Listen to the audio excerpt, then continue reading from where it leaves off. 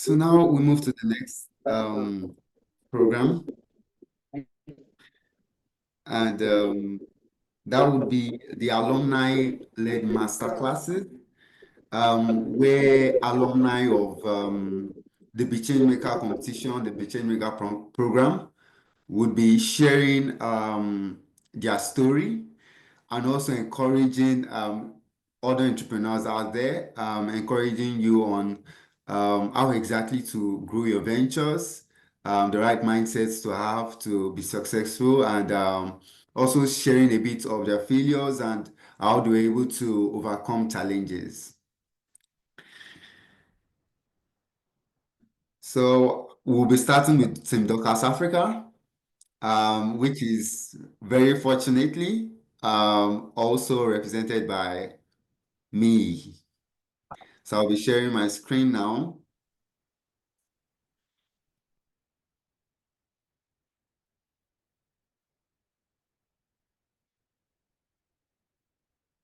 So thank you, everyone. Just to reintroduce myself, my name is Odole Abayomi, and I'm the CEO at Doorcas Africa. So of course, this venture has undergone evolution since last year to now, and I'll be sharing with you on a very simple topic, still on social change, and just encouraging you with our story. So to introduce myself, I have a background in veterinary medicine at the University of Ibadan, and I'm not done with my studies yet, but almost done. I am also an entrepreneur, so I like turning problems and finding challenges, opportunities. I like turning them into real solutions and more opportunities for people. So what we're covering today, I'll be sharing with you the problem we set out to solve, our solution. I'll also be sharing with you real-world social strategies and also special lessons and insights for you. And at the end of the whole masterclasses, we'll have a Q&A. So to be very fast, in Nigeria and in Africa generally, livestock mortalities can be as high as 15%.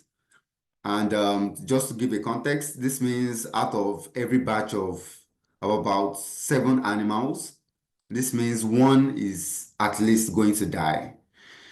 And for livestock farmers, this actually means huge economic losses for these farmers. And the reason for this high livestock mortalities majorly is because of the endemic diseases in Africa and also the high cost barriers to accessing professional veterinary care services. And it's currently costing Nigeria, my country, about $1.5 billion annually. And you might want to ask why this livestock challenge, why does it actually deserve much attention? It's not just a problem for farmers only. It's also a problem for the public health in Nigeria and even in Africa. And this is because not just livestock, but Africans value their animals and have more interactions with animals than other parts and other cultures. And the interaction with especially wild species also predisposes Africans to zoonotic diseases. These are diseases that spread from animals to humans. And it's just a very widely known fact that a huge percentage of human infections are actually of animal origins. And same as your pandemics. So in the recent years, we have had pandemics. Most, about 60% have been traced back to Africa. But the truth is, generally, these infectious diseases have origins from animals. And that's why it's so important to tackle livestock mortalities. So meet the team. Myself, Abayomi, has become the CEO. We're coming from the BeChangeMaker Challenge. We have Afsanat Neza, currently on scholarship in Carnegie Mellon University in Rwanda. And we also have Ibuka, currently running his MSc in the University of Lagos in Nigeria. And our vision in Africa is to be the leading force in driving solutions that reduce livestock mortalities, that helps track disease spread in Africa, and also helps governments, helps organizations prepare before major disease outbreaks occur, and even the next pandemic from Africa. That's our vision, to be at the forefront of this. And what's our solution? So our solution basically is a very simple online platform where we just connect livestock farmers, as at now, to professional veterinary care providers. And at the same time, we gather data. These data are disease data from these farmers and animal owners. So the data gathered basically are analyzed and are used to help predict disease outbreaks to farmers. So a bit of the solution. The solution is available in three main mediums: through USSD for rural farmers who do not have smartphones, also through a web app, and also through WhatsApp.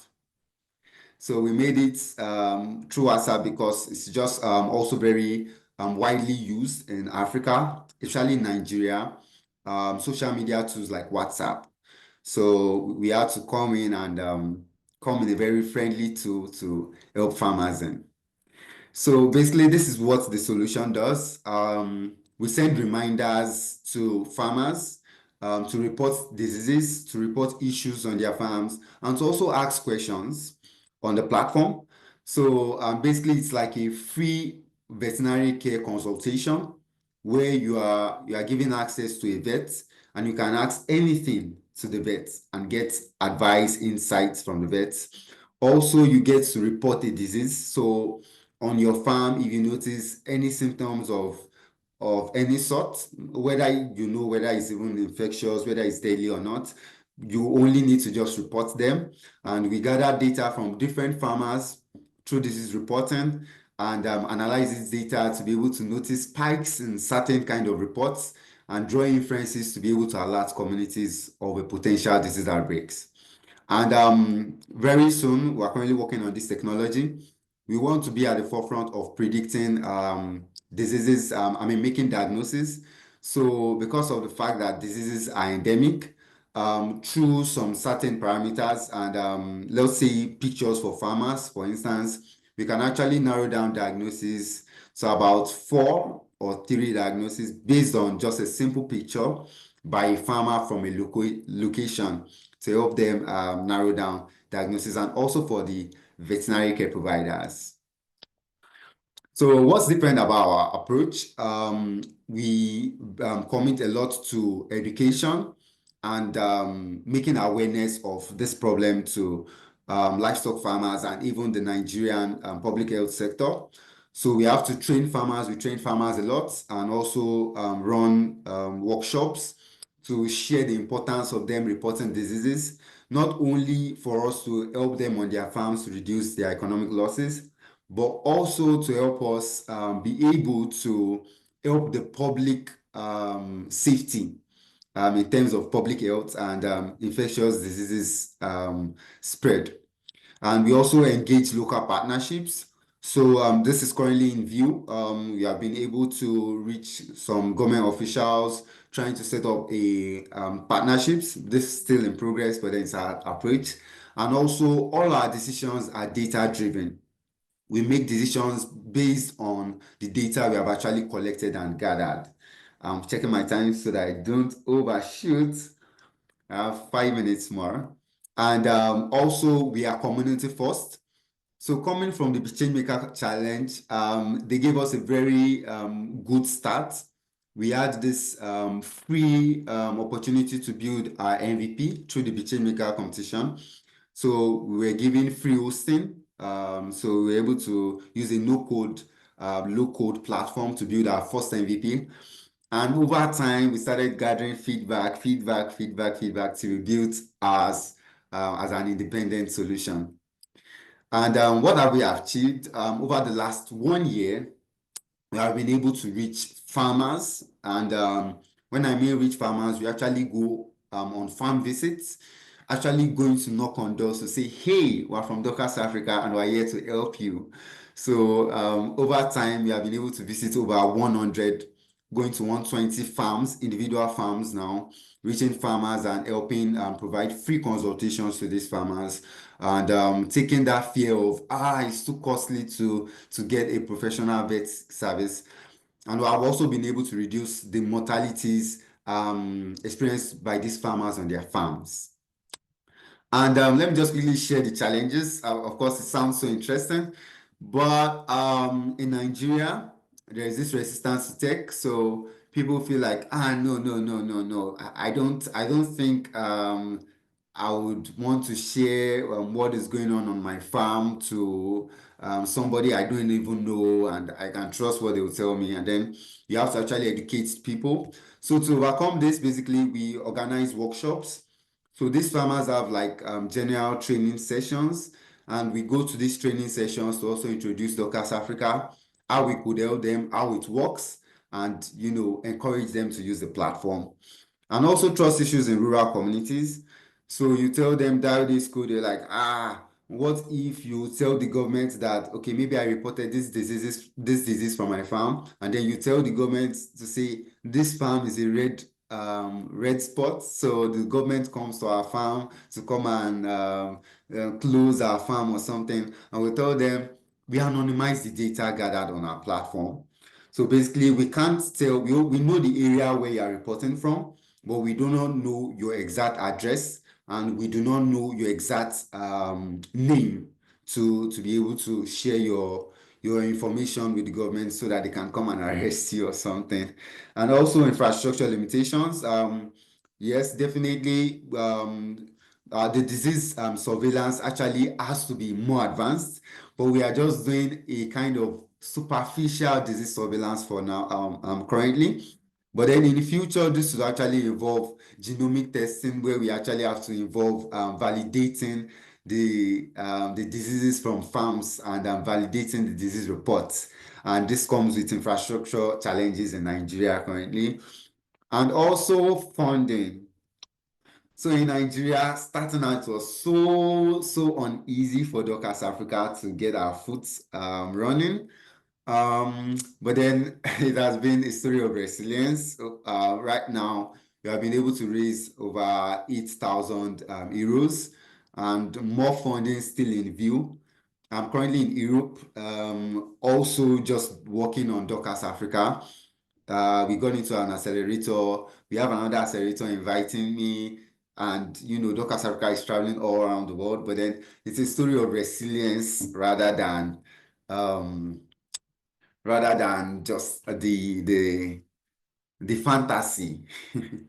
So what are the social change strategies that really helped us? We engaged people. So we engaged the farmers one-on-one. As busy as I am, I call the farmers, I chat with them, I ask them questions, I set up meetings.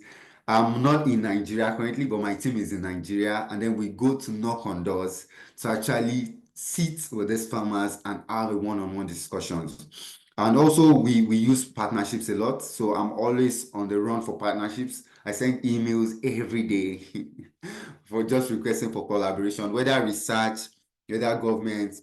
We do that a lot. And also this very key tool strategy helped me a lot. Start small, but iterate quickly. If something is not working, don't waste time. It doesn't work. You don't have as much time to sit down and force things to work. Just adapt to your ecosystem, adapt to what your customers are saying they would use, adapt to what they say is the problem, and then solve that problem, not your own imposed problem. And build with sustainability. So build with the mindset that this solution actually has to be able to run on its own without US aid, for instance. And yes, because without external funding, basically, you have to find a way to ensure that the venture, with a social impact venture, has a way of being sustainable by itself.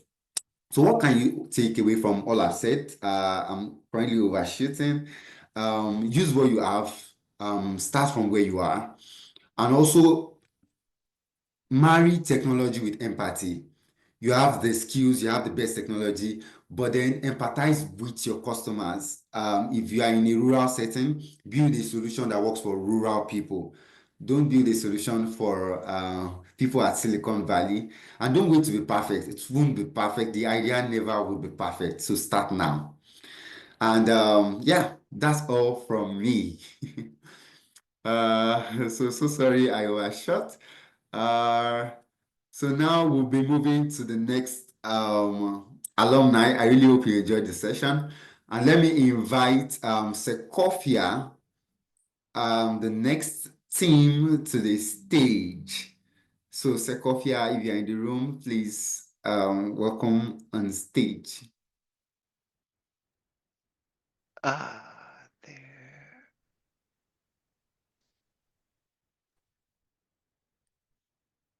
Okay.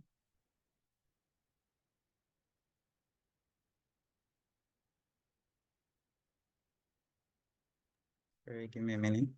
Yeah. So while Sekofia is setting up, they were also from the last year's BeChangeMaker competition. And you must respect Sekofia because they actually came first overall out of the whole batch. So of course, them being here is a testament to the hard work, to the resilience, it takes to be a social change maker. So welcome, Sekofia. Thank you very much. Thank you so much, Abayomi. Hi everyone. My name is Nino. We're from Team Sekofia. And today we are really excited to be here. We'll be having an interactive masterclass with you guys today. And the title that we've decided to go with today is Build What Matters: How to Turn Real Problems into Real Products. And we'll be sharing a little bit about that throughout the course of this masterclass. So for today, we'll do a little bit of introduction of ourselves. We'll share a little bit of our learning outcomes and what we hope you take out from our masterclass today. We'll also do a little bit of blueprint / framework using Sekofia as a case study. And we'll have an interactive activity, so you guys should keep that in mind. And then would close out our session today. So just a little bit about us. My name is Nino Chubuzonchukwu. Currently the co-founder and COO of Sekofia, and also a soon to graduate African Leadership University student in Rwanda. Over to you, Ochonga. Hello, everyone. I'm Ochon Johnson Aduma. I'm Nigerian. I'm the founder and CEO of Sekofia. I'm also preparing for my graduation from the African Leadership University in Kigali, Rwanda. And so today, before we get deep into the session, I want to know how everyone is feeling. Can you just react with an emoji or send something in the chat to just show how you're feeling today, this morning, at least a few responses?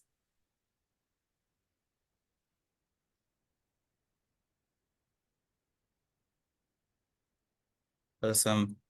Thank you very much. Awesome. I'm looking forward to having a great session with all of you. So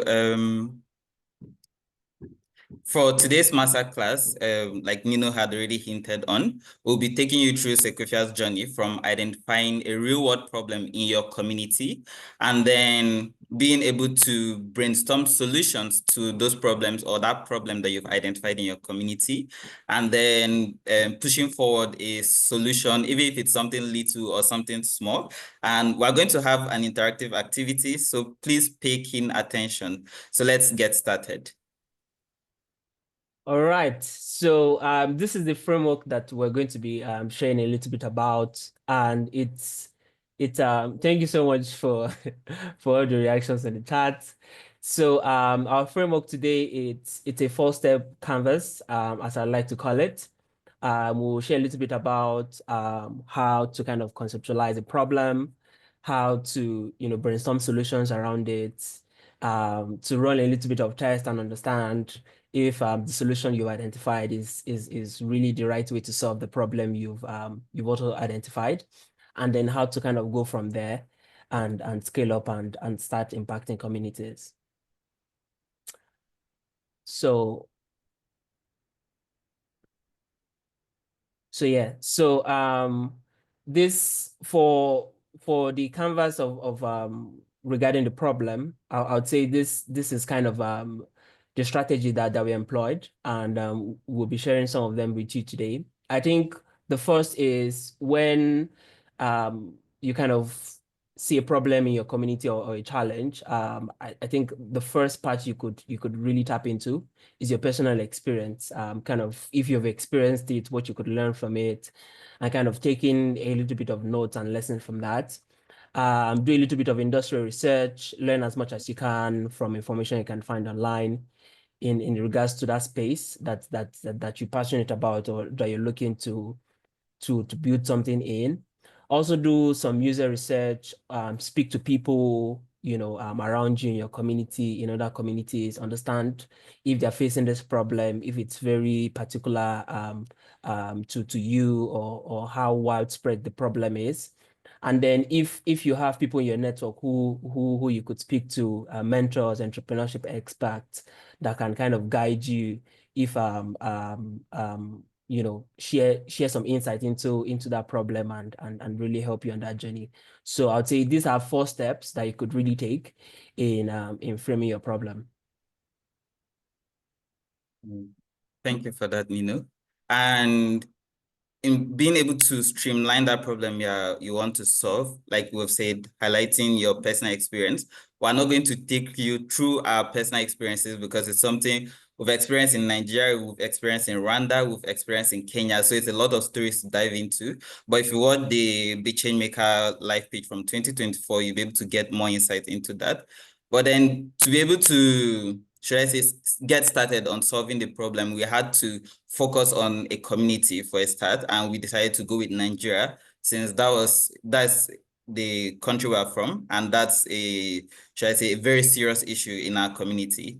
And then looking at the broader issue, right? If one could say that Nigeria with a population of over 220 million people has a health insurance rate of less than 5%. That means that over 209 million people in Nigeria do not have any form of health insurance.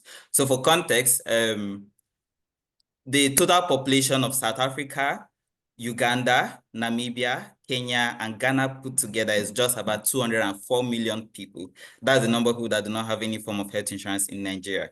So when you look at like industry research, like we mentioned earlier, you only see that Nigeria has less than 5% of health insurance coverage. They won't necessarily give you the statistics in terms of 209 million citizens don't have health insurance. So if you are trying to communicate the problem you want to solve, you need to be able to use deductive reasoning to identify how best to convey that message from what you've gotten from your personal experiences, from the industry research, or even hearing from your users generally.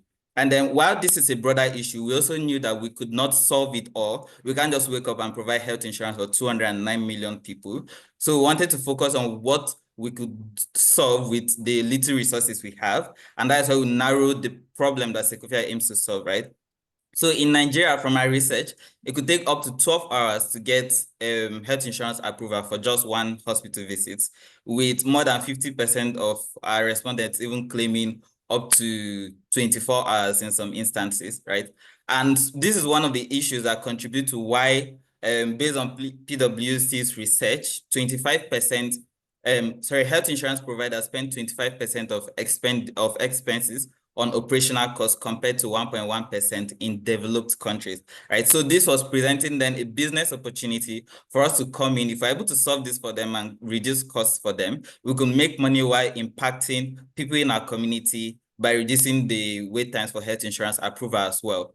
And then to still reiterate on the general problem that we are aiming towards solving, that's the North Star, we still highlight the fact that less than 5% of Nigeria's 220 million people do not only less than 5% of Nigeria's 220 million people have any form of health insurance. So we want to improve on that number. So that is our long-term goal. So that is why how we're able to narrow Sekofia's problem from the broader issue to the specific issues we are looking to solve, and kind of introducing how we aim to make money as well.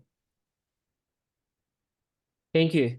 So so now that was how we kind of approach framing our problem. And then we started to brainstorm solutions around how to solve this problem.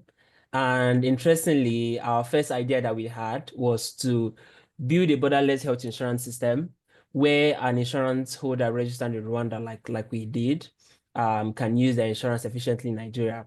But through kind of building on that and learning more about the space, we found out that there were a lot of loopholes, challenges, regulatory frameworks that really wouldn't allow this solution to work.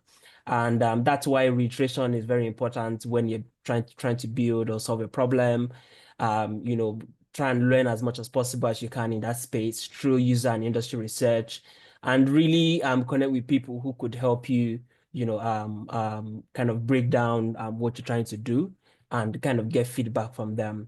So this was our first solution, and through that, we're able to reiterate to what we're kind of working on now, which is kind of connecting these stakeholders, which is the health insurance companies, the healthcare facilities, and patients through a digital platform and kind of connecting them in real time.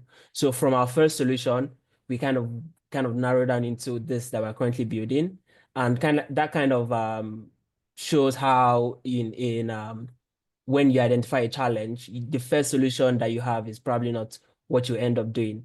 And also to kind of say, there's a popular saying that I like, fall in love with the problem, not the solution. That way, you're able to kind of stick to the primary thing that you've identified that you want to solve, in as much as your solution keeps changing and what you're doing keeps building on that. So yeah.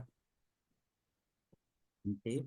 And as you are building your solution and identifying things that you want to use to solve that problem, you always have to test at different stages.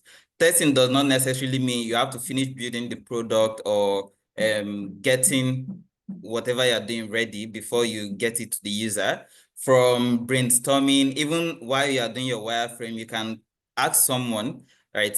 Does this look like it's flowing well to you? That is basically you testing it with your user or with your mentor or your colleague in that space. So you have to test at each stage of the development of that solution, get feedback from people, get feedback that would help you reiterate and maybe change the solution altogether if it's not looking like it's working, right?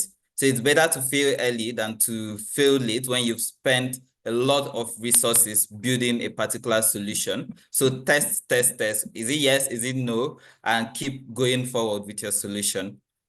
And as you are building that solution, you also need to be able to identify the goals that you want to achieve, right? Set those SMART goals for yourself, as well as that North Star metric in terms of, in the long run, what's that thing you're aiming to achieve altogether, right?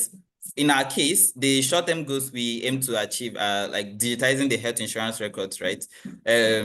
So that it's able to improve the operations for health insurance providers and also hospitals, and reduce those costs by 25%, like we've mentioned earlier. And then that would still reduce the overall health insurance administrative overload for the insurance providers and the hospitals. And then with those structures put in place, we'll be able to reduce the wait times for health insurance approvals for hospital visits from the existing average of about 12 hours to less than 36 minutes, so that with your health insurance, you're able to access care and you're able to tell your neighbor about that good experience, and people will be willing to sign on to that health insurance provider or that government health insurance agency. And then in the long run, we aim to see a future where 100% of Nigeria's 220 million people have at least one form of health insurance, which also aligns with the fact that the Nigerian federal government, through the National Health Insurance Act of 2022, stated that they aim to achieve 100% health insurance, universal health coverage in Nigeria by 2030. So that is us putting ourselves in line with that goal of the federal government of Nigeria to achieve that universal health coverage by 2030 for Nigerian citizens, and hopefully for the rest of Africa as well. So yes, that's it. That's our framework. Start by identifying the problem that you're passionate about, that you've seen in your community. Brainstorm on solutions, fall in love with the problem, not the solution. With that, you're able to reiterate your solution and your idea, and kind of go from there. Start something. Start to do something. Through that, you're able to test with people around you, your friends, family. And then with that, you're able to then start scaling and start impacting communities. So with that, as we said, we're going to have an interactive activity where we want you guys also kind of test this framework and use it in your own scenarios. So yeah. All right. Thank you very much. So you'll be responding to the chats as we are going on. So in about 1 minute, I'm going to set my timer so that we'll make sure we're sticking to the time. So I want you to drop a painful problem that maybe you have identified in your community, even if it's something you're already working on. Let's just see what people are sharing. You can just drop in the chats quickly. Just one problem can just be one sentence that you've experienced in your community or you've identified in your community that one could solve. So if you could just drop responses. Lack of high quality education. Okay. Yes. Mental health issues. Okay. With that, start thinking of, what's one local solution you could kind of develop to solve this problem, and then you kind of go from there. Yeah. Can we have more responses in the chat?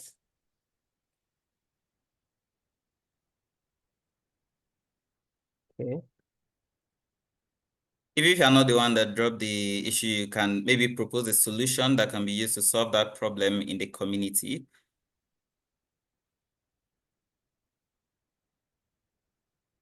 So seeing lack of high quality education, we're seeing pollution, we're seeing mental health issues.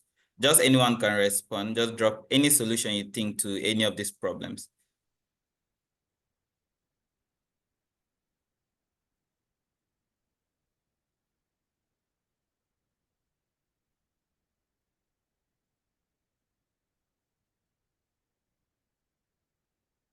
Okay. Programs that impose talented youths, which are generally marginalized. Okay. I'd say, okay, that's kind of a problem to lack of high quality education. Thank you so much, Raul. Mentorships for managing mental health issues. Yes, that's a good one. In solving mental health issues. Thank you so much, Lenny. Okay. All right.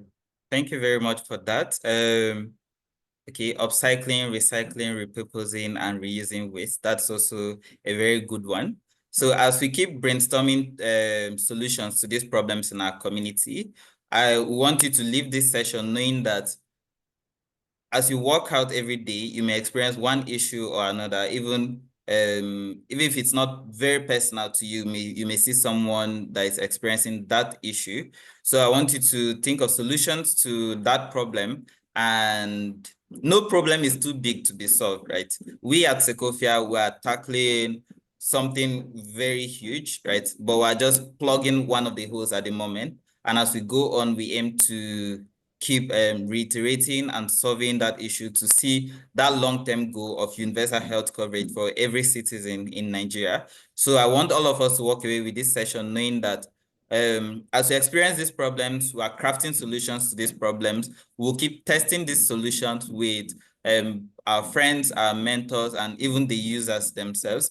And we'll be able to set that long-term impact that we want to see in our community, just like we have at Sekofia.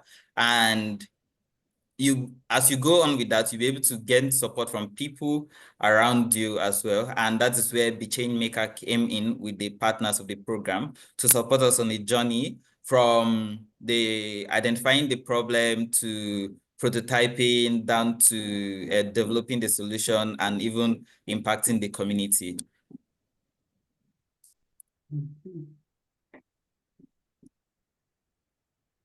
Okay, so throughout this framework, we have just outlined some tools and almost like resources that can really help throughout this whole process. I would say the first would be for your user research or your industry research. Google would always be your best friend. ChatGPT can also help you kind of frame your problem and draft a very concise problem statement. Mind mapping tools like Miro, Lucid Charts, other flowchart tools would help you kind of see how the problem intersects and kind of the root cause and those that the problem affects. Then for user research tools, reaching out to people, gaining insights from other people. Google Forms, type forms would also be your best friends. And some of these tools are also free. You can also utilize surveys and online interview platforms. Then when you start to kind of identify and you're building out a solution, tools like Figma for your MVP design or Canva for your visual design, just to kind of visualize your solution and starting to craft something around that. And then you can also utilize no-code tools for your website design and for your app development for tech-enabled solutions. And I think it's really important to also utilize social media platforms when you have something concrete you're working on. This kind of help you to test, you get feedback from people on your platform and kind of connect with your audience and start building kind of a platform and network base. And also ask your friend and family to really test your solution, ask for feedback. And when you get those feedback, try and see how you can implement that. And the last would just be to continue to showcase your work, grow your network to be able to, get multiple insight from people. And yeah, just continue building. Thank you. So as we round up the session, I want all of us to still go back to watch the BeChangeMaker 2024 live pitch finale and also the years before that, so we can hear from the different teams, even those that are not here with us today, the problems they are trying to solve in their communities, the solutions they have crafted for those problems, and the great steps they have made towards solving them. And then with Sekofia, you can also follow us on LinkedIn, on Instagram, and also check out our website so that you can follow us on our journey. And then also make sure to register for BeChangeMaker 2025. It's going to be a wonderful program for you as well. Thank you very much. Thank you so much. Thank you so much. Thank you so much, Team Sekofia. And if you have any questions, please drop them in the Q&A session. So we'll be having another moment for asking all of the panelists questions. So now, and also the presentations will be shared with the participants. Now I want to quickly invite Team I Hear You. I want to quickly invite Team I Hear You. And please, Team I Hear You, I need you to present in about 10 minutes. And yes, thank you and welcome.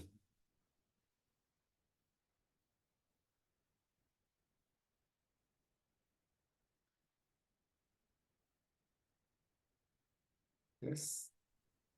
So Team I Hear You is into mental health, and they are from last year's BeChangeMaker competition also. So welcome on stage. Yes, absolutely. Thank you, Abayomi. So getting started with the presentation. Hi, everyone. We are super excited to be here, but at Word Skills, presenting I Hear You, the future-proof youth-led global solution for therapy and wellness. Now participating at the BCM Youth Festival with no filters and no drama. And let's get straight to the point.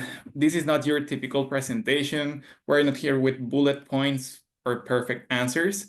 We're here with chaos, coffee stains, and painfully honest lessons. You better get ready. And with this being said, let's get started. Okay, so hi everyone. As a recap, as Abayomi mentioned, I Hear You started just as a mental health platform led by youth people. And we started with basically just good vibes, dreams, and a mission. We genuinely thought that we could fix the world with only good intentions and no money at all, which isn't cute actually. And turns out that even change makers, just like you, gotta pay rent as well. And that moment of realization was just freaking painful, but necessary as well. Now, we were all hard, as I mentioned before, but not existing profits whatsoever because we said yes to everything. We gave our time, energy, and skills for free. Altruism, I mean, a solid 10 out of 10. But financial sustainability, we were just giving from an empty cup. We learned that purpose is quite powerful actually, but it needs fuel. And that fuel sometimes is just a realistic business model. Now, this is the tricky part because we fell into the quote unquote mentor trap. We were believing that someone outside the project had the answers. Mentors are really important, but I mean, sometimes some voices help and others just left us so confused. So we stopped outsourcing our intuition. We realized that nobody knows the project and the context better than us. So as an advice, trust your team, trust your gut, and the best roadmap was never, like never, in someone else's Google's Drive.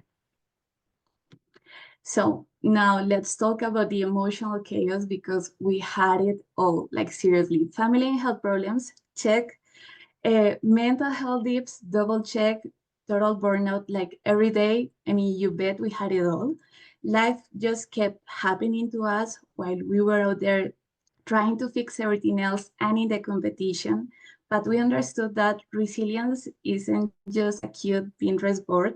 It's messy, it's quite real, and you should have space for that in your calendar and be willing to be flexible as well.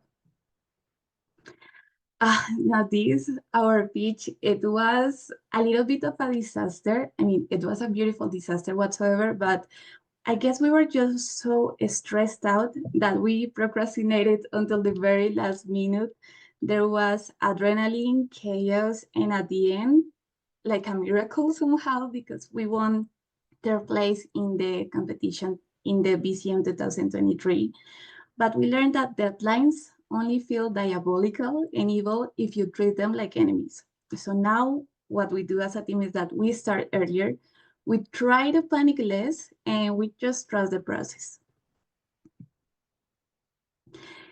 We also had a beautiful team, to be honest. We had a lot of volunteers after the program, but we had no idea what to do with them because there was plenty of passion, but we didn't have enough structure to channel that. So we learned that you cannot lead a movement with only good vibes and signs of the universe. Before building your army, you should build an actual roadmap. So you might think that a structure is boring, but it is actually quite empowering.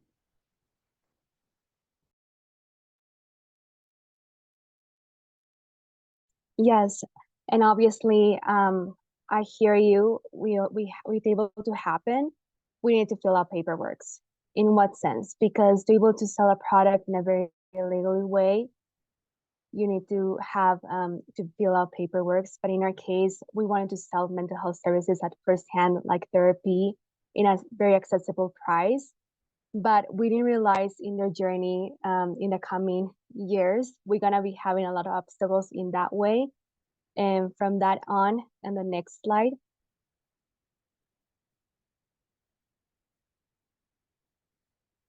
The imposter syndrome was in because we doubted everything from zero, since we're gonna be doing again all over again in like a starting point. And because we didn't have mental health degrees, it's quite funny because we love mental health. We have our own mental health issues, which we from that experience, that's how IHERIO was born. But we didn't have like a psychologist, a degree, anything. So from that point, we adopted everything based on that. But we wanted to stay ethical. We wanted to do everything in a legally way, and we wanted to do this in a long term, like to have in a very sustainable manner. Next slide, please.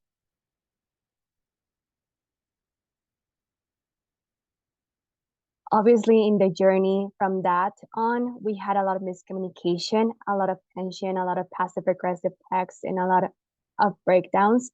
But one thing for sure that we have learned from this is that communication is the key for having a good teamwork. But also the members who are from the start and also from the journey is also important. And we have learned that communication and the good teamwork, and it doesn't matter it's only in the good times, you also have to be in the bad times. And we have went through a lot. We have challenged ourselves in so many ways. But one thing for sure is I will still love the journey because we have grown a lot as people as well. Next slide, please. And obviously the idea changed so much that we weren't sure who was I hear you before, because I hear you from 2023 and I hear you from 2025 now. It's completely different. But one thing for sure is we have adapted ourselves in the circumstances that we have been through, and we just love it. We just love it what we are now. Next slide, please. And obviously, one thing for sure is in the journey, the members how we started before has completely changed because some members have quit based on miscommunication and based on time frames and time issues. But what we have learned from this is you have to have your aligned values from the start. Like you have to have a good mission and what your objectives are as a project, but also you have to keep going. And this type of issues, this type of obstacles are going to happen one way or one another in the long term, but you're going to grow from it. And we just love it that a new member we just recruited on our team, and she's working extremely hard, and we have a new perspective of what I hear you is going to be like. Next slide, please. And of course, the most important part is we didn't realize that we need to pause for a second, and we need to realize that we need to have our core skills again. We already have the strategy. We already know the creativity that we have. And also we know how to make a product. And what we have learned from all of this is that sometimes the external voices, you don't have to always be dependable of them on the suggestions and the advices outside from them. Sometimes the answers are in front of you. The answers that you already have made it. And in our case, we already have all of that in our team chat, even though it has been buried under memes and under voice notes. It has all of there. Next slide, please. And this part, I find it quite funny because even though we went through a lot, and there has been a lot of chaos in the past few years, we didn't realize that behind the scenes, we have like two soft-stepping opportunists who literally plagiarize our work, like from the name, the mission, the objectives, and everything. And when we found out, we were frustrated at first, but then we realized it like, maybe we're doing something good because they're using our work as an inspiration, plagiarize our work to do something. But one thing for sure is they will not take our passion, and we're gonna still keep going in a very innovative way. Yeah, that's right. And well, after all of this, all I can say is your impact shouldn't be confined to one PDF submission. Low-level actors in different regions have tried to copy, but there is way more than just the name or the concept. So in an attempt to renew ourselves, we have innovated our communication style, as you might have noticed, our business model, and our high-quality products to meet the principal needs that global clients have nowadays. Next one. And the truth is that real stories have messy timelines. We're still growing, evolving, and absolutely not giving up. In the real entrepreneurial journey, everything happens. And, mistakes, magic, breakdowns, breakthroughs, I think that's all we have said during the presentation. But at the very end, it comes down to the mission that the company has to keep pursuing forward reaching our business goals and generating social impact. And that's why we are relaunching soon. We're coming in loud 2nd September 2025 because we are not done. We just took a strategic nap. And well, big dreams need bold teams, and we're here for it. We're an international squad rocking it from Mexico, Colombia, and Bolivia.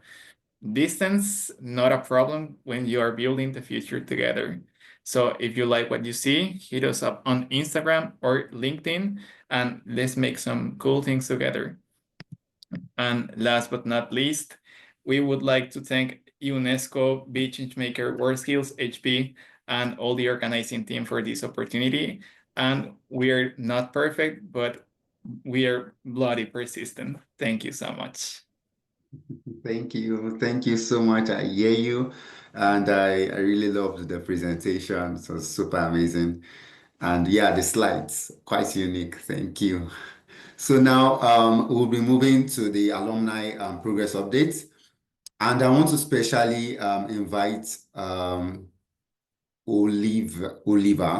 and Oliver Dubois du Bellay is the Partnerships Programs Manager at WorldSkills International.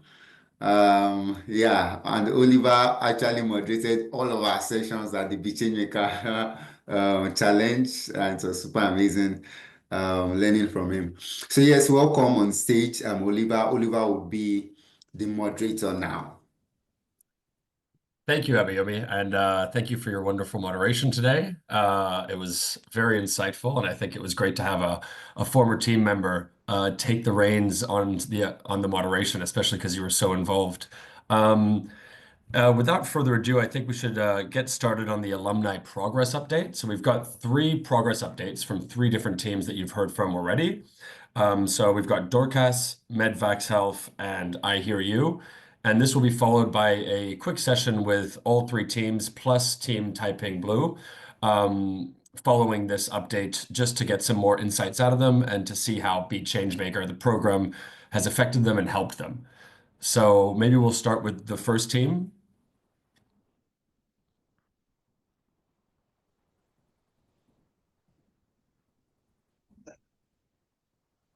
I think we'll start with videos, right?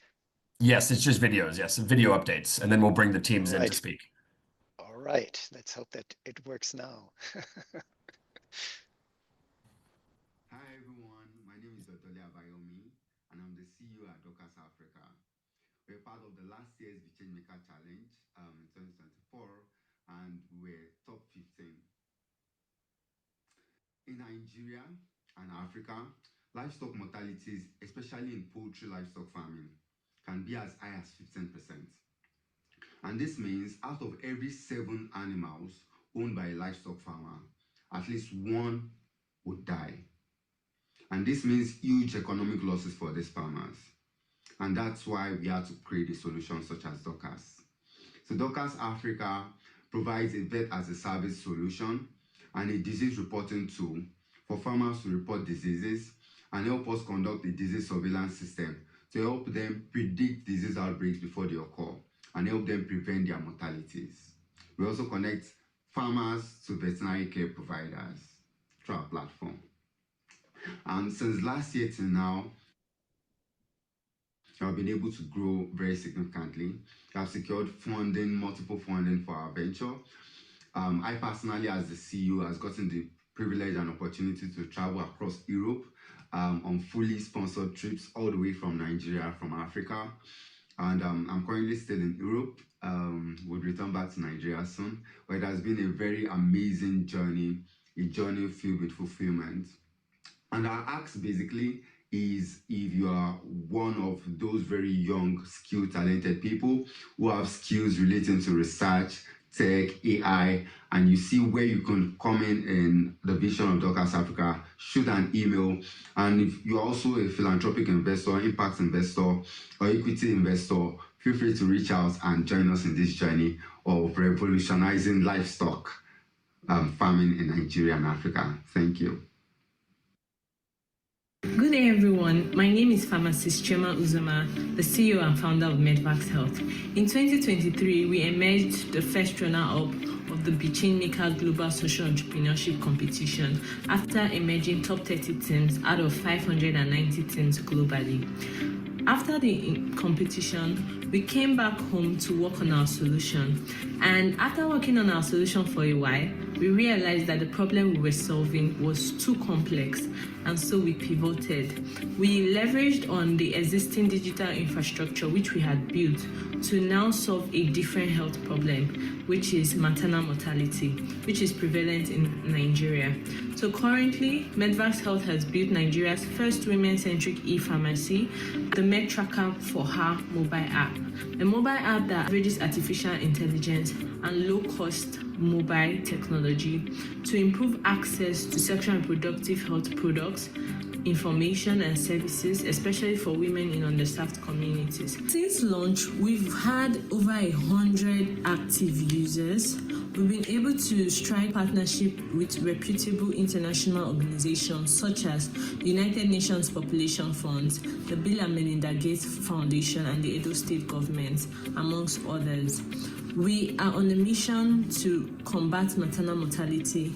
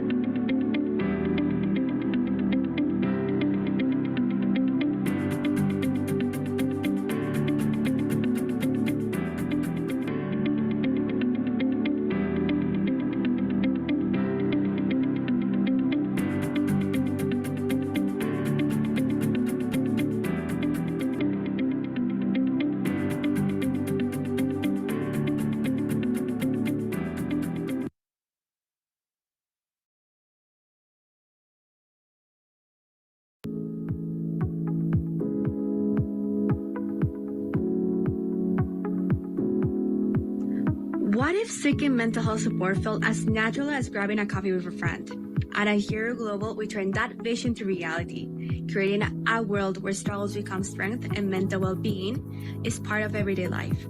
Join us in reshaping the conversation. Every voice matters, every story counts. Are you ready to thrive?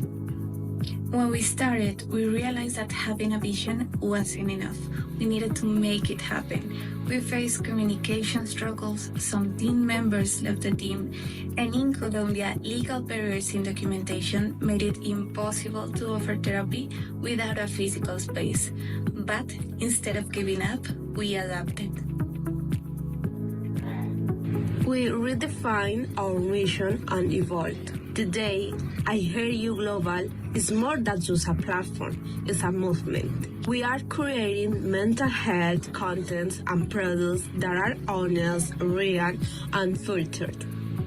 Our goal is to build a strong community where open conversation about well-being are encouraged. And this is just the beginning. We are committed to our vision and ready to grow. We are looking for people in marketing, content creation, and product design. If you believe in mental health support to be more accessible, join us. Every action counts, and together we can make a difference.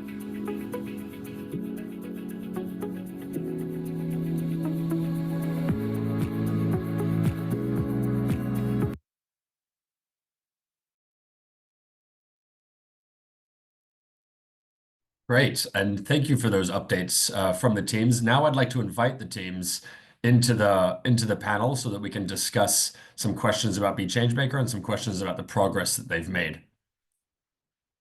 If we could bring them all in.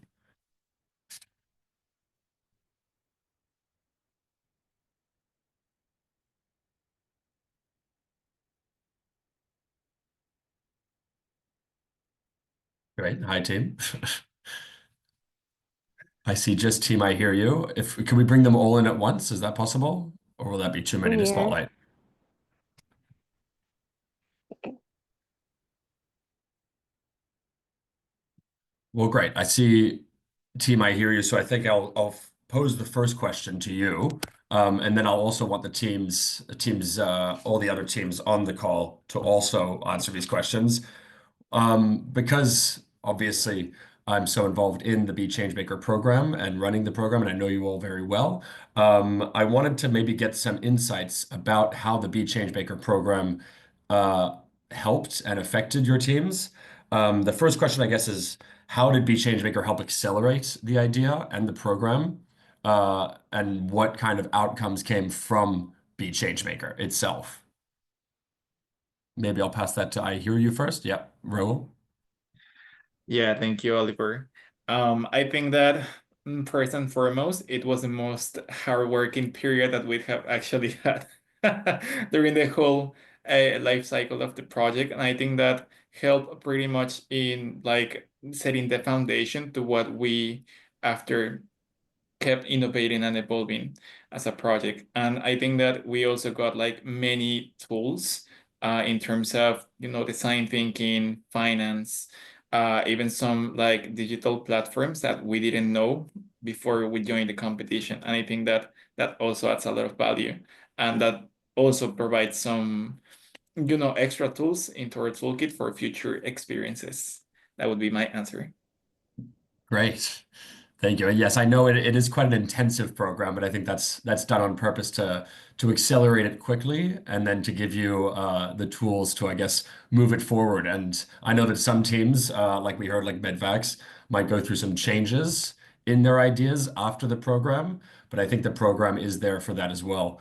I see Team Sekofia here as well. I might pose the same question to you. How did BeChangeMaker help accelerate your idea? All right. Thank you very much for that question. I would say BeChangeMaker was a life-changing opportunity and experience because throughout the program, should I say the structure, let me mention Michelle.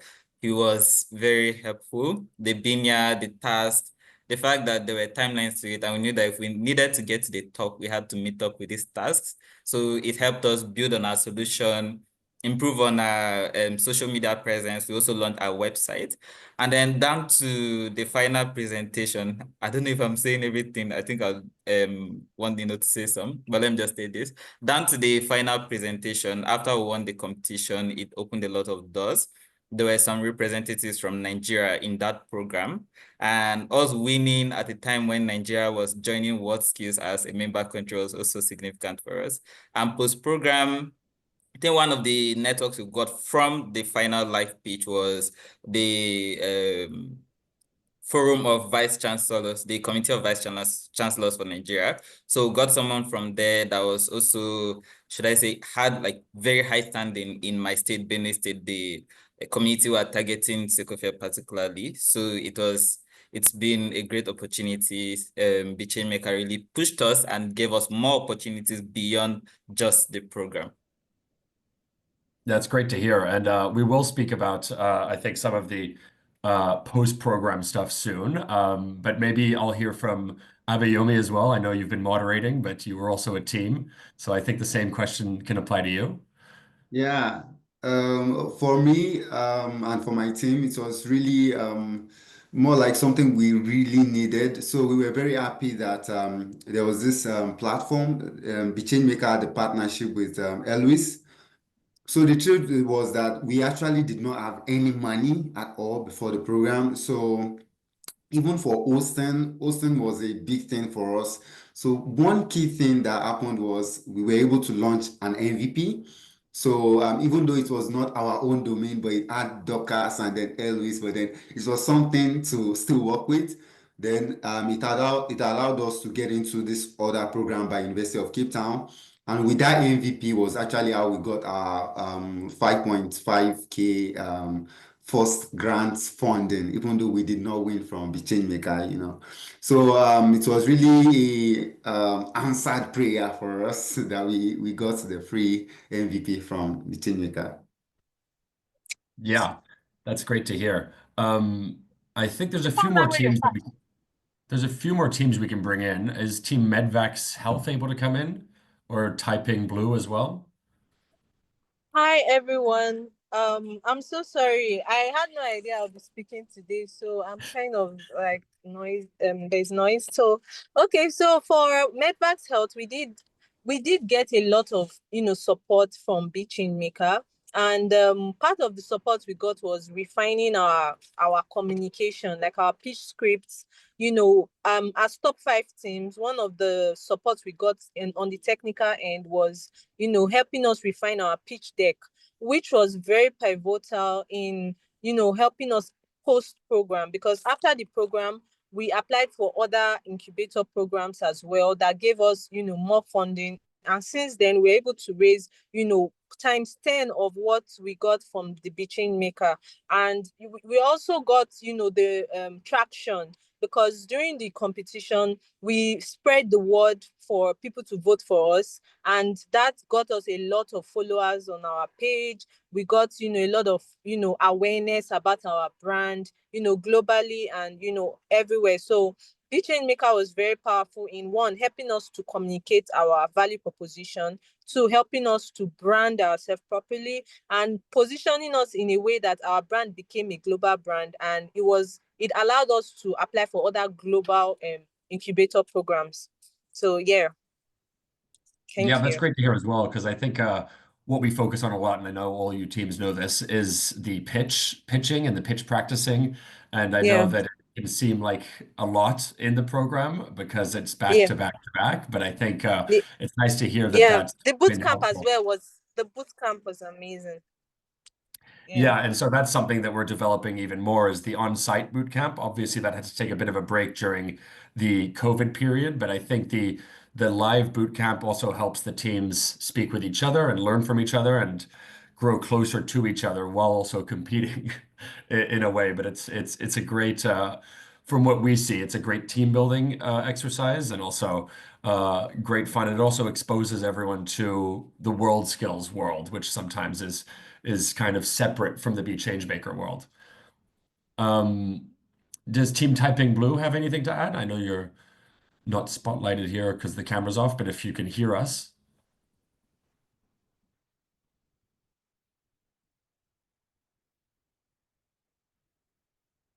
I see you're unmuted, but I can't hear you.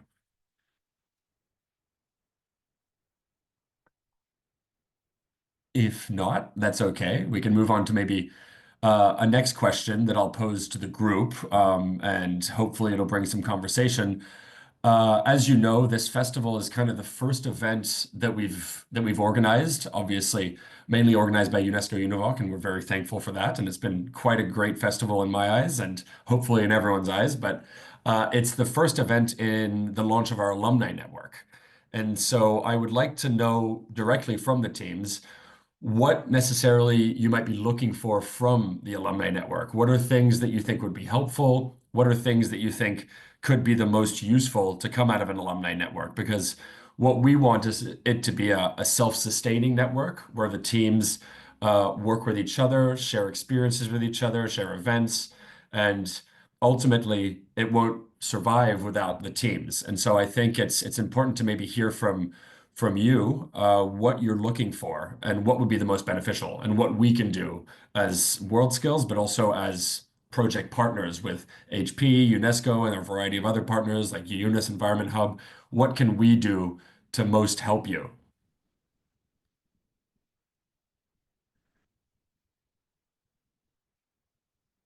Does anyone want to go first, or should I? Oh, Abayomi, go ahead.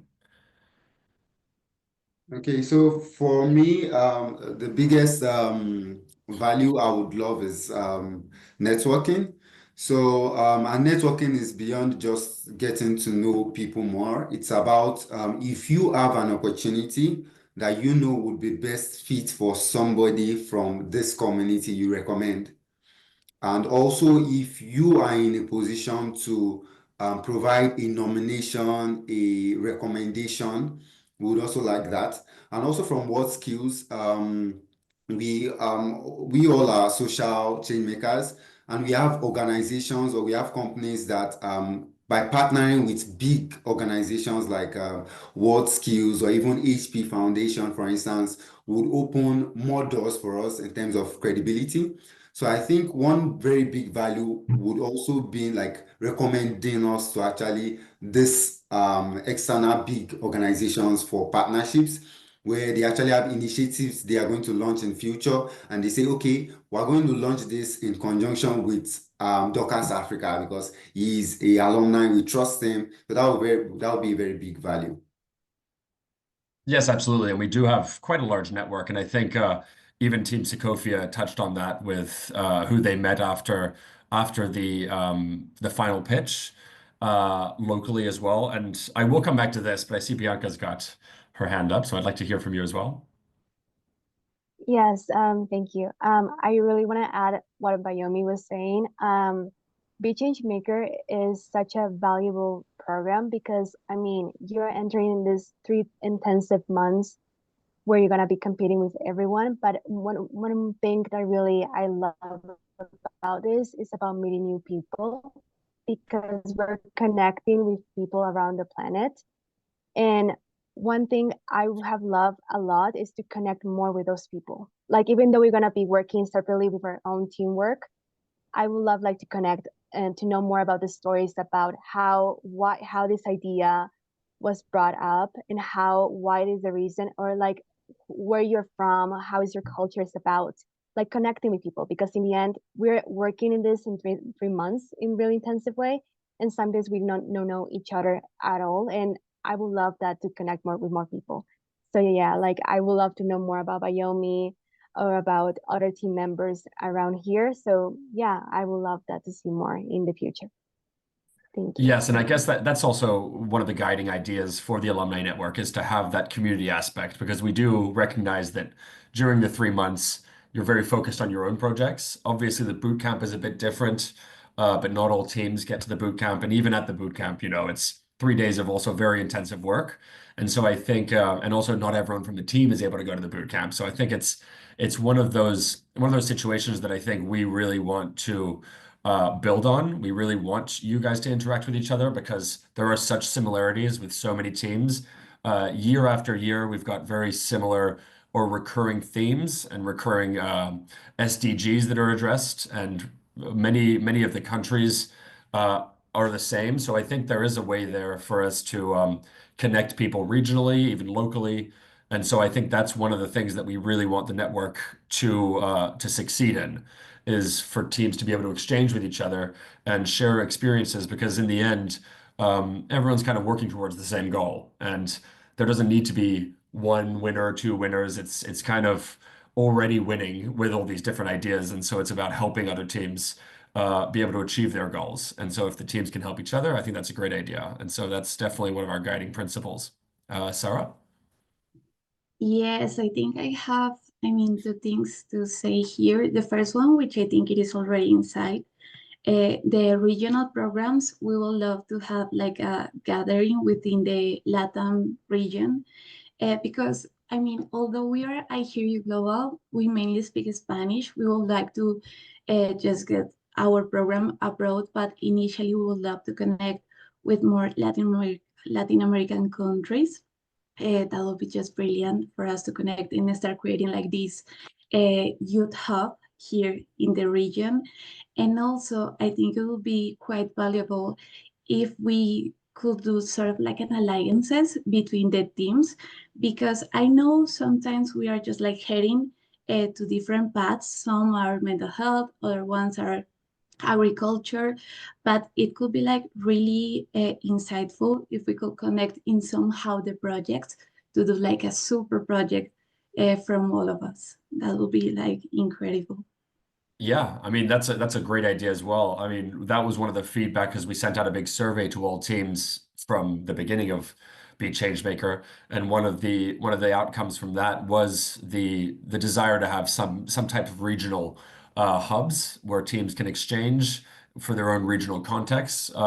Following this, we will have a regional exchange session where we'll be getting feedback for different regions. So I encourage you to put that in the Latin American and South American section of that. Maybe Nino or Chong, do you have anything to add on that? On what Yeah, you're I looking think for? Yeah.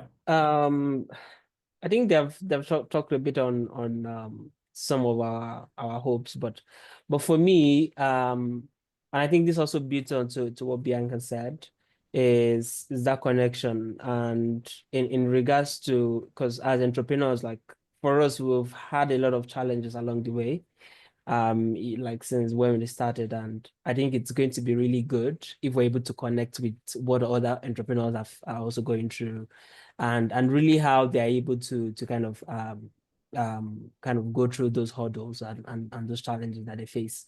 And I think that's the power of the network, being able to connect with people from building very, very innovative stuff from different part of the continent and of the world is really integral, and kind of being able to get those insights from what people are experiencing. I think it's going to be integral, and also looking forward to how that kind of develops in terms of how I would say the network grows in that way. But yeah, I think just knowledge sharing and connections beyond our project, like on a personal level, would be really nice too.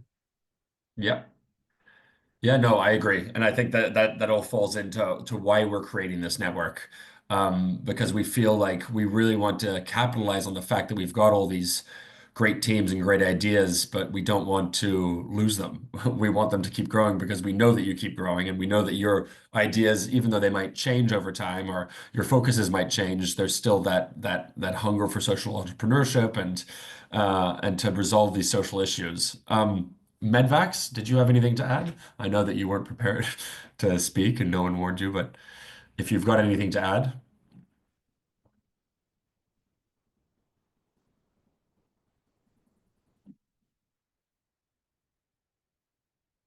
Or not. Or I see Ida Odeka is also here. Ida, if you've got anything to add as well on any of these, we're happy to hear from you. Oh yeah, I'm here. Yeah. So one, it's so beautiful to see all these faces, some that I know, some that I don't, but I've been hearing from them. So really thankful to, UNESCO-UNEVOC, HP, World Skills for, putting this together. So myself, I have come to, during the World Skills Conference last year, we met different teams, different TVET teams. We were not allowed to talk to them. However, we could, say hi, especially, I met a Kenyan team. And I realized that, with UNESCO-UNEVOC having a great impact or programs with TVET institutions, and these are mainly skill developing institutions. If BeChangeMaker, for example, can have if the BeChangeMaker team can leverage on skills offered with these TVET institutions, it can be very instrumental in helping with training, especially now that we have several TVET institutions in Kenya, and I believe they are part of members of UNESCO-UNEVOC. If they can be aware of the presence of BeChangeMaker teams in various respective countries, then we can have, if I need a skill on stitching, for example, let's bring in fashion here. And it's an idea that I've introduced to BeChangeMaker, possibly made it to top 30 or top 15 or top 5. Then I can have access to either getting some level of training, if need be, within these TVET institutions. Yeah. Yep, and that's a great idea. And as you said, we're lucky enough to be partners with UNESCO-UNEVOC, who have a great network of these institutions, and so that's definitely a possibility moving forward. I think it's time for us to move on to the next session. I know it's quick, but I wanted to thank everyone. Thank you all the teams for all your participation today and for all your feedback. And as we've said, this isn't going to be goodbye. We're going to keep hassling you with emails and inviting you to different events and different networking opportunities, and also to the actual network once that's fully developed. So thank you to everyone, and hope to see you all soon. Thank you. Thank you. So now we're moving on to the regional exchange session. So the idea was that with this is, as we touched on briefly in that past session, is to find out more about the regions in particular and see how best we can serve these different regions. Because, as you know, we're a team, we're a program that gets applications every year from about 83 different countries on average, up or down from there. And so we really feel like the Alumni Network could also benefit from regionalizing, and also every region has different issues that they want to address. And so I think now we've got a few questions on Mentimeter that we'll put up a slide right now. There'll be different QR codes for 5 different regions. There'll be Africa, Arab states, Asia Pacific, Europe, CIS, NA, and then Latin America and Caribbean. So I encourage everyone attending right now to please scan the QR code that'll be up on the screen soon, I think. That'll be up on the screen, and then there'll be a series of 5 questions that we'll ask for you to answer, and then we'll be able to get some very valuable insights from different focuses from different regions.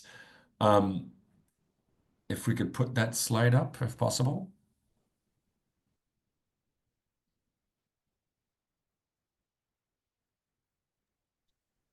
Just a second. Yep, no worries. Maybe I'll just let everyone know what the questions are, just so you're prepared. So the first question is, which regional social challenges would you prioritize for collaborative efforts? How often should your region hold virtual meetings to discuss BeChangeMaker collaborations? What is your preferred platform for regional communication and collaboration? What resources do you consider most essential to support your regional? Okay, because my setup would be. Yeah. Oh, I see. Yeah. So I see the every question here and every link is now posted in the chat. So please click on whichever region applies to you. Click on that Mentimeter link and then answer those 5 questions that have been laid out. Yeah, there they are on the screen. You can also scan the QR codes. So as I was saying, those are the 5 questions. We'll give everyone about a minute or two just to get some of the insights in, and then we'll take a quick look at them. And then we'll proceed to the end of the session, sadly. But we'll give everyone a few minutes here. This will really help us with our planning for what we do with the Alumni Network and how BeChangeMaker can grow in its reach to different regions and to meet the needs of the different regions. And I think it'll be great for the teams that are also involved to answer these questions, because obviously they're the ones who are the most involved and they're the ones who are the most touched by this.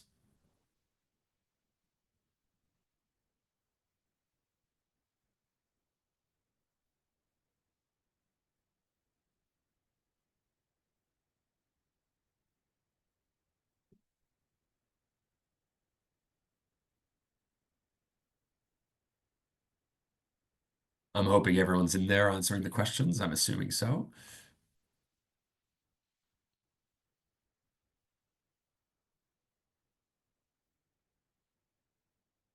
I see there's a question in the chat there about a BeChangeMaker team in South Africa. So there have been in the past.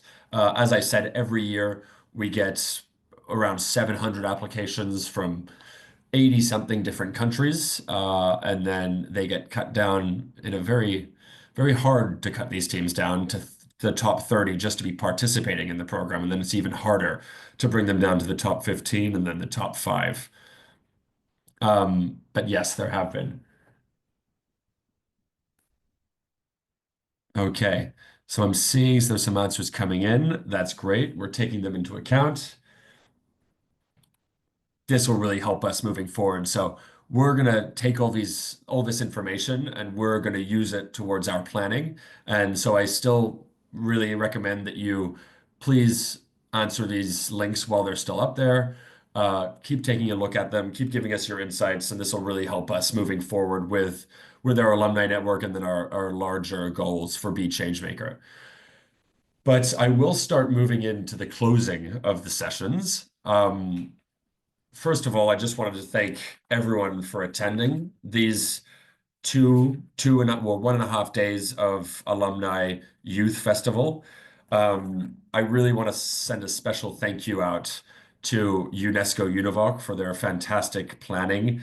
It's, as you can tell, was not a small festival. It was quite a large endeavor, and it's been a lot of planning behind the scenes. And I really want to thank the whole team over at UNESCO-UNEVOC, Priscilla, Lenny, everyone else. It was great to have Friedrich Hubler as well, giving the opening remarks. And so I really want to thank that team very deeply for their help as a new partner of WorldSkills. As we can see, it's a very beneficial partnership. And as we said, there might be opportunities for collaboration with UNESCO-UNEVOC moving forward with the BeChangeMaker teams. So it's a very exciting time. I also want to thank our partner from the very beginning of BeChangeMaker, which is HP and HP Life and the HP Foundation. We've worked very closely with them on the development of this program since 2017, and it's really been a great partnership and a partnership that's growing moving forward as well. And it was great to hear from Danielle on her opening remarks, and then also Marcus Schwertel, of course, on his updates for HP Life, and also his continued support with the BeChangeMaker program. Next, I'd obviously like to thank the BeChangeMaker alumni, who without this, none of this would be possible.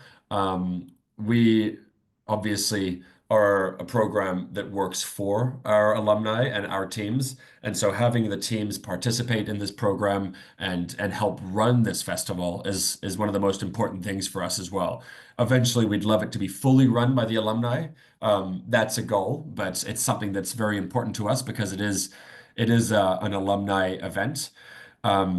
And it's for our alumni as well as the greater audience as well. And so I really want to thank them for their participation and also their work and for participating in these 2 days of festival. I also want to thank all the expert speakers. That's something when we were thinking about what we would do with an alumni program is we didn't want it to just be a festival with the alumni. We really wanted to bring in some speakers who have a wealth and a breadth of experience in the different topics that some of the alumni work within. And so we feel like that'll be a very, very important and very beneficial partnerships. And so we think that there could be stuff that grows out of this. That's our goal. Our goal is for the network to not only be for the alumni as well. We want to create these partnerships and these opportunities for the teams. As was mentioned in our previous session, that's something that the teams are looking forward to having the doors opened to these different partnerships. And so I think having this marriage of the industry experts with the alumni teams is very important. So I wanted to thank the expert speakers for that.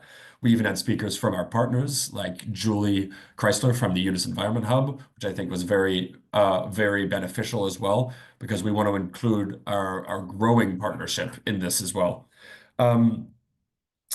I will soon pass over to a poll, but before that, I wanted everyone to know that this is also, we want to use this opportunity as well to promote our BeChangeMaker 2025 applications. And so I'm just going to share a link in the chat here. I think everyone will be able to see it.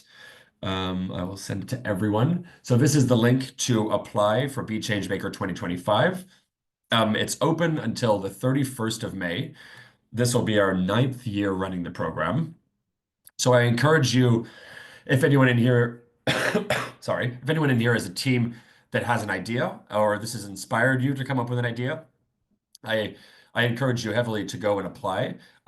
If you're maybe not a team, but you know of some teams, please share it with them. If you're from an organization that might have people interested in this, I plead with you to share this with your networks as well. It's it's very beneficial for us, and it's also beneficial for the teams. And so I can't ask you enough to then share this. We want to make it bigger and better, and we really appreciate your support in that. And then for the teams as well, I want to reiterate that we will be growing this alumni network. There will be an announcement soon on how this will be shared. what it will look like and how it will evolve. And so this festival is the first. It was a pilot festival. In my opinion, it went very well, but that's just my opinion. We also want to hear from you. And eventually we're going to have this festival hopefully every year, maybe more, and hopefully run by the teams a bit more as well. So to get your insights and to get your feedback, I'd like to put up a poll here with just 3 questions. Very simple. It'll just help us, improve this, or it'll give us feedback on what was good and what you enjoyed, what maybe you want to see more of, less of, and how we can improve it. So I'll just ask if that poll can go up, please. Actually, I think that will be the exit poll that everyone will see after the end of the webinar automatically. Even better, even better. So as you heard, please look out for that poll once this session is over, and we really encourage you to fill out that poll. We will look through all of the feedback and take that into account. But enough from me, and without further ado, I'd like to pass over to Priscilla from UNESCO-UNEVOC to say some final words from their side. But I'd like to thank everyone again for attending, and thank you for your engagement over the past day and a half. It's really great to see. And thank you again to all the teams and our partners.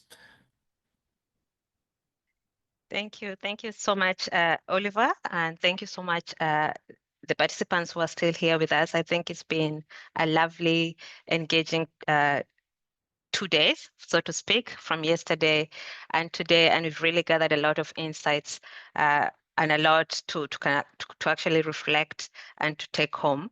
As Oliver has already thanked everyone, I don't want to repeat, but I just want to emphasize that this could not have actually happened without the steering committee, who are the 3 partners, as well as the participants and the alumni. So the alumni team has been very brilliant. As you see, they took roles in being moderators, sharing their experiences, and it's work in progress, as well as the expert speakers who already shared their insights and really congratulated the young people for really taking up this kind of activity.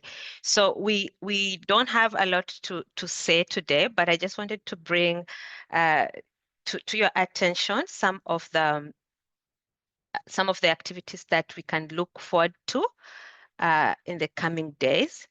So what is going to happen in the coming days? And this is something that we really want for you to know. So just take note of a few important aspects. So as Oliver has already shared the link to the BeChangeMaker 2025 competition, this is a chance for you to get into this club where people are going to support each other, and later you can become an alumni as well. So here you're going to apply for the opportunity to pitch in front of a live audience, and you can actually get some funding for projects and mentorship, as well as getting a community that can support you going forward. Other than that, we were going to have a very interesting opportunity for young people. It's called the Youth Voices campaign, which is going to be launched soon in June. And this is going to be a chance for you to send us short videos of different topics that we are going to present that tells us what you can respond to this. What is your feeling about what campaign we are going to be looking into? So we'll share this information soon in the UNESCO-UNEVOC website. After that, if you can see, July 15th, we have 2 very pivotal dates. So World Youth Skills Day is going to be on July 15th. And here we actually take the day, it's a UN day that is celebrated globally, to allow us to take a chance to say thank you to the young people and really appreciate the power of skills in developing young people as whole persons. So this is going to be an important day, which we are going to have some of you coming on board to speak, as well as the opportunity to listen to what are the imperatives and the way forward when it comes to youth skills development. To accompany that, we're also going to launch a survey. So this survey is what we actually post in many of our websites and other partners to really understand what are the aspirations of young people. This is your chance to have your voice heard, and we're going to launch this survey mid-May this year.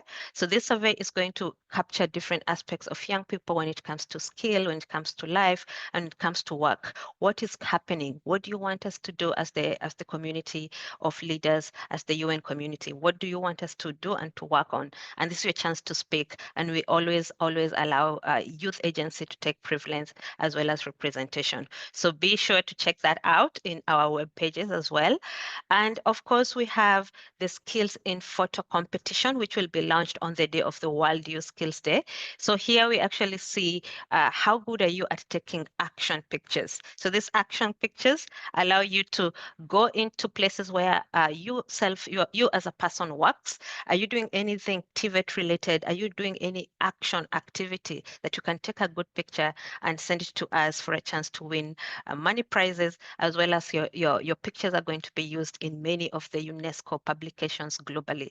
So this is a good chance to showcase your work, as well as have this chance to be the champion for the year that we are going to showcase. So that is going to be launched on July 15th. And for the two ongoing activities, yesterday we had our colleague from HP Live speaking about the free training courses that are happening. So be sure to check out the HP Live trainings. We shared this link and we can share it again. These are ongoing competitions. These are not competition, they're ongoing courses that allow you to go in, upskill, reskill, learn and unlearn. And this has been a very thematic theme for all of these conversations, that we need to learn, upskill and reskill. So HP Life is going to do that for you. And from other partners that you can get more learning from, we have more than 30 partners. These are DAX listed companies, high level companies that are doing trainings on specific courses. You can learn something about how to start and initialize your AI knowledge. You can learn something on gaming. You can learn something on any other topic. So be sure to check out the Global Skills Academy, which you can find on the UNESCO website or by just Googling the Global Skills Academy. So I think it's been a lovely few days. And I don't know if there's anything else I would want to say today, but let me see. There's nothing else to actually say. So thank you so much, everyone, for the chance to be with you here, for the chance to, the chance to allow us to understand what you're all about and what you need to do. So I will not take any more of this. I'm just checking on my other screen to see if there's anything I'm missing, but I'm not missing much, clearly. So yeah, thank you so much. It's been lovely, and have a good afternoon. Please be sure to leave your comments on this poll that is going to be published just shortly. And after that, you can reach us on the websites. We have contact information, as well as you already have our emails, some of you. And feel free to take action, ignite change, and empower yourself to take action. Thank you so much. And thank you, colleagues from UNESCO-UNEVOC who have been working in the background, especially the technical team. We saw a lot of challenges today, but they were able to just surf through. So Max, Aldrich, Lenny, Felicitas, just to mention a few that were really active on this, as well as you have seen Oliver and Grace and Marcus, who are the key people in this planning. Thank you so much and have a good afternoon.